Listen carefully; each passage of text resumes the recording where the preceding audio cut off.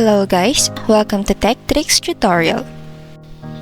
In today's video, I will show you how to lock Facebook profile in easy way. Without further ado, let's get started.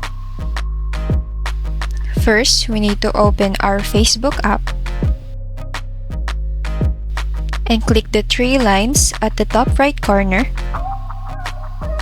and go to Settings.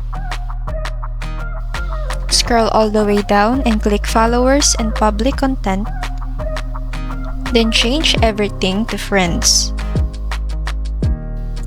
Go also to Profile and Tagging and do the same thing.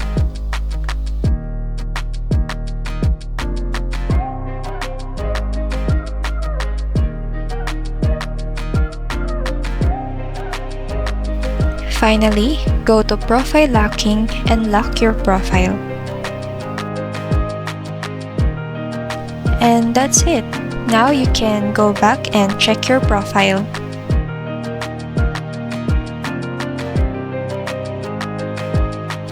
I hope you learned something today. Don't forget to like, comment, share, and subscribe.